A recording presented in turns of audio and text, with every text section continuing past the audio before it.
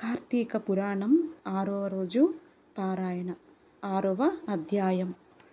వ్యాధి విముక్తి వృత్తాంతము, దీపదాన మహత్యము, ద్రవిడ స్త్రీ స్వర్గగమన వృత్తాంతం.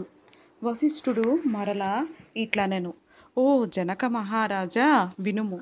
కార్తీక మాసమందు భక్తితో మాసమంతయు హరికి కస్తూరితోనో గంధంతోనో పంచామృతాలతోనో స్నానం చేయించువాడు 10,000 అశ్వమేధ యాగముల ఫలమును పొంది తుదకు పరమపదమును పొందును.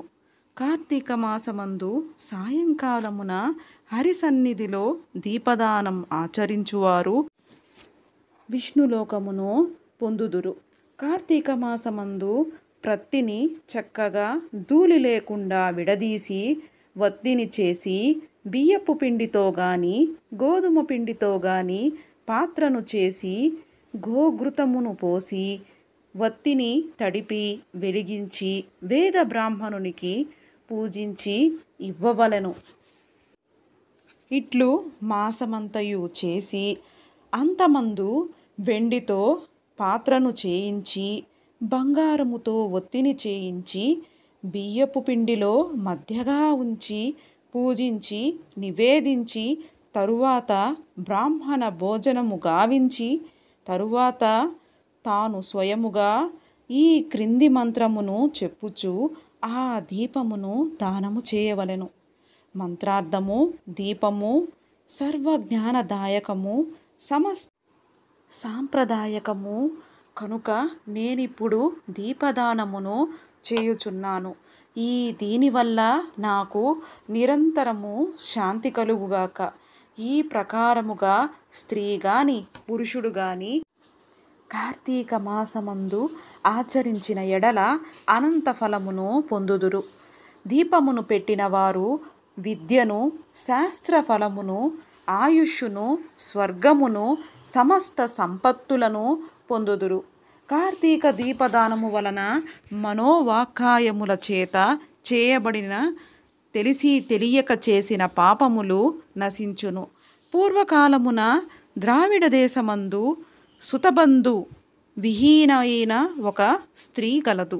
ఆ స్త్రీ నిత్యము భిక్షాన్నమును భుజించెడిది, ఎప్పుడు దూషితాన్నమును భుజించెడిది, చద్ది అన్నమునే తినెడిది. నిత్యము ధనము తీసుకొని పరులకు వంట, కుట్టుపని, నూరుట, రుబ్బుట మొదలైన పనులను చేసెడిది. అమ్మకము కొనుటయు చేయుచుండెడిది. ఇట్లు వచ్చిన ద్రవ్యముతో ధనవంతురాలైనది. ఆ స్త్రీ విష్ణు పాదార విందములను ధ్యానించలేదు, హరికథను వినలేదు, పుణ్యతీర్థములకు పోలేదు, ఏకాదశి నాడు ఉపవాసం చేయలేదు. అనేక వ్యాపారముల చేత ద్రవ్యమును చాలా సంపాదించినది, కానీ తాను తినలేదు, పరులకు పెట్టలేదు. ఇట్లు అజ్ఞానముతో మునిగి ఉన్న ఆమె ఇంటికి దైవయోగం వలన శ్రీరంగమునకు పోవు కోరిక గల ఒక బ్రాహ్మణుడు వచ్చి దాని స్థితిని చూచి, అయ్యో, ఈ చిన్నది అన్యాయముగా నరకమేల పాలు కాగలదని దయ కలిగి ఆమెతో ఇట్లనియే: ఛీ, మూఢురాల, ఇప్పుడు నా మాటలను వినుము. విని చక్కగా ఆలోచించుము. ఈ దేహము సుఖదుఖములతో కూడినది. చర్మము, మాంసము, ఎముకలు వీటితో కూడినది. దుఃఖములకు నిలయము భూమి, ఆకాశము, వాయువు, అగ్ని, జలము అను పంచభూతముల వలన కలిగినది. దేహము నశించగా పంచభూతములు చూరులందుపడిన వర్షబిందువుల వలె పడి తొలగిపోవును. ఈ దేహము నీటి మీది బుడగ వలె నశించును.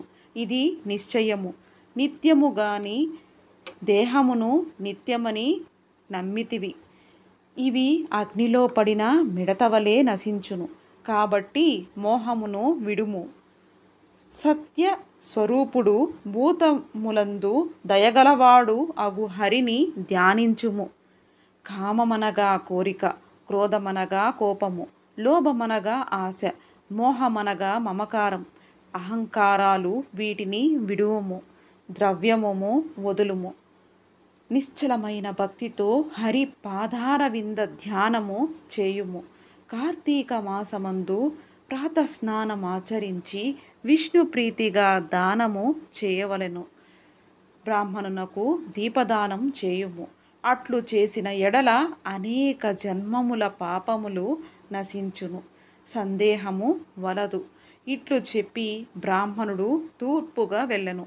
తరువాత ఆ మాటలు నమ్మి విచారించి ఆశ్చర్యముంది చేసిన పాపములకు వగచి కార్తీక వ్రతమును ఆరంభించెను.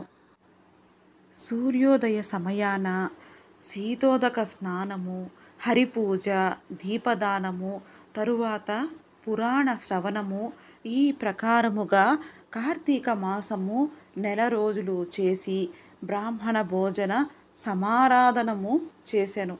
నెల రోజులు శీతోదక స్నానము చేయుట చేత ఆ స్త్రీకి శీత జ్వరము సంభవించి గర్భమందు రోగము జనించి రాత్రింపవళ్ళు పీడితురాలై బంధుహీనియై దుఃఖించి చివరకు మృతి నొందినది. తరువాత విమానము ఎక్కి శాశ్వత స్వర్గసుఖములను పొందినది. కాబట్టి కార్తీక మాసమందు అన్నిటికంటే దీపదానము అధిక పుణ్యప్రదము. కార్తీక దీపదానము తెలిసి తెలియక చేసిన పాపములను నశింపుజేయును. ఇట్లు పూర్వము శివుడు పలికెను. రాజా, ఈ రహస్యమును నీకు చెప్పితిని. దీనిని విన్నవారు జన్మ సంసార బంధనమును త్రెంచుకొని వైకుంఠము పొందుదురు. 6వ అధ్యాయం సంపూర్ణం. మీకు గనక కార్తీక పురాణములోని ఈ 6వ అధ్యాయం గనక నచ్చినట్లయితే లైక్ చేయండి, షేర్ చేయండి, సబ్స్క్రైబ్ చేసుకోండి. మరిన్ని అధ్యాయాలతో మరో వీడియోలో మళ్ళీ కలుద్దాం. సర్వే జన సుఖినో భవంతు.